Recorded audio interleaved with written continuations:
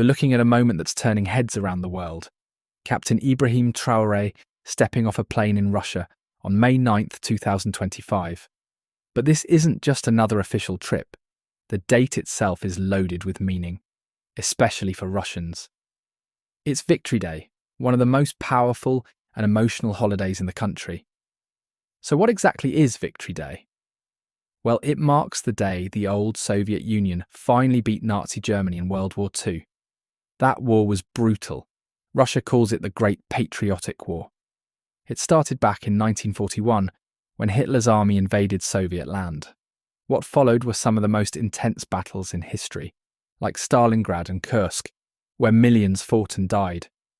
In the end, the Soviet troops pushed all the way to Berlin, forcing Germany to surrender in May of 1945. More than 20 million Soviet lives were lost. Soldiers, mothers, children. The pain was everywhere. So every year on May 9th, Russia stops to remember them. It's not just about looking back, though. Victory Day is also a message about strength, pride, and refusing to be controlled by anyone else. That's exactly why Traoré's visit on this day is making waves. He didn't just show up for the photos. His arrival sends a bold message. Burkina Faso and Russia are growing closer.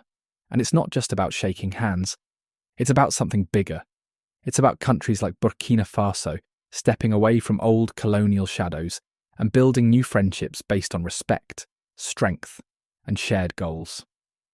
For Russia, having Traoré there isn't just a nice gesture. It shows that even as the world changes, some nations are choosing to link arms in new ways.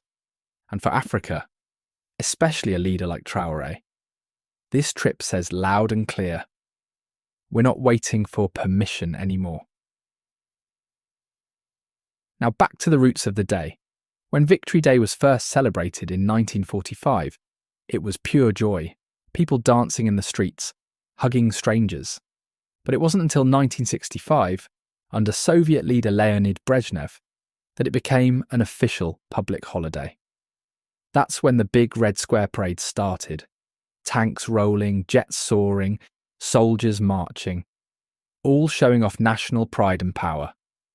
After the Soviet Union broke apart in 1991, the meaning of the day started to fade. But Vladimir Putin brought it back strong. He made Victory Day a key part of modern Russian identity.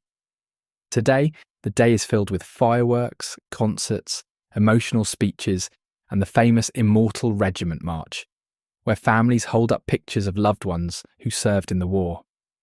Of course, not everyone remembers the day the same way. Some countries see it through a different lens, one that remembers Soviet occupation.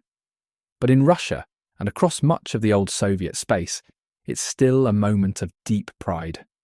And now, in 2025, with Captain Traoré standing in Moscow, on this powerful day, Victory Day takes on a new meaning. It's not just about history anymore. It's about the future.